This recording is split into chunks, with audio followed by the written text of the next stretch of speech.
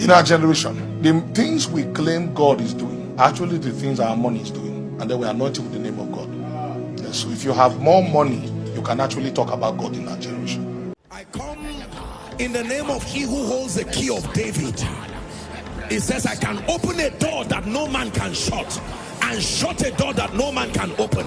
I say to you again, I don't care how long that door has been locked. Do you know why it is easy to deceive people using the name of God? It's because a lot of things that we say about him, people are not diligent enough to prove it. God can do anything. Tell him that, okay, I know your God can do anything. Pray now, let your God do this simple thing. He will begin to show you reasons why you should not ask God to do it. Yeshua, Son of God, prayed to the Father and said that they may know. It's not for me, for these people here. Bring back Lazarus. And God obliged. God answered.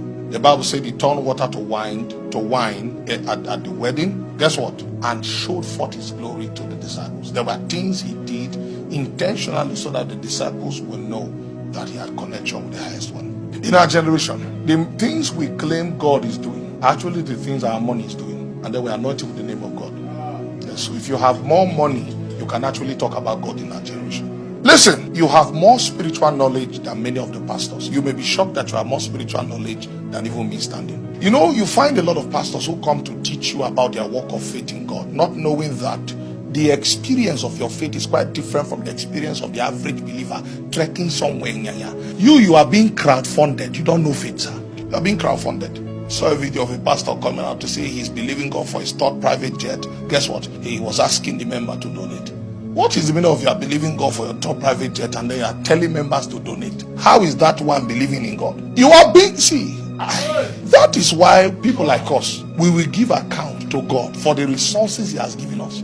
Because by virtue of what he has called you to do, he has placed you in a privileged place where the people communicate to you the honor of their God. So they will give to you their last penny and go back home. They are the ones that are walking in faith.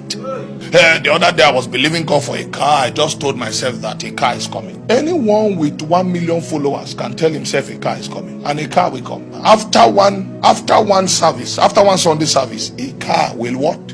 Will come. So people like us, if God doesn't help you, you are not worthy to command the people you are leading. You're only standing there because of the honor of God. There are many things we preach about that our members, although they don't have utterance to say it, their experience of that thing is a better teacher to us than what we are saying. Because what you are trying to coin out with utterance is their life. So you see someone telling the members that you are not walking in faith enough. That's why you don't have the things. Whenever you begin to use yourself as a standard of faith as a pastor, you are walking a very slippery slope. Very slippery one. Yes. Because if you were placed in the situation that member is going through, you will discover that there are things that will hit you. You won't know how to pray.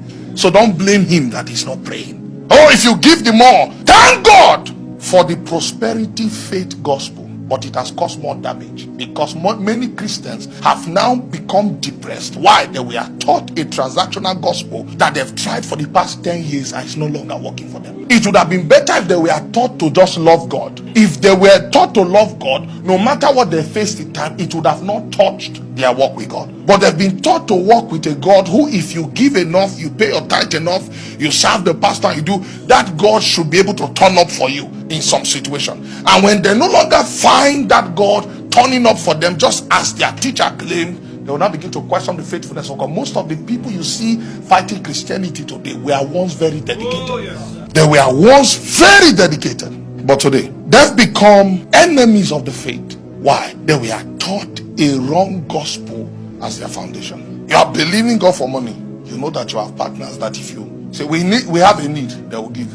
You know that if you go and do a program now, if I go to Calabar and do a conference now, and I was pursuing money, if I do a conference, disciples in Calabar that love God in my life, they will give to me freely. I have no right. The best I can do is to encourage their journey and from the word of God, discourage their backsliding. But if you see certain things hit certain believers, before you talk to them, pray for them. If you see what? Certain things hit certain believers, before you talk to them, what? Pray for them. They believe God so much so that you can tell them, don't go for that operation, and they will not go. They are always at the receiving end. And if they die because they didn't go, The rest member will not hear. It will still boil down to the pastor feeling pain that he doesn't have enough power. But their life becomes the casualty for your growth. But if the roles were reversed, God forbid, and it's now the pastor that has the same issue, you cannot come and say, "Thus says the Lord, don't go for the operation." Before you talk, he's in New York. Now, I'm not saying this to shame leaders.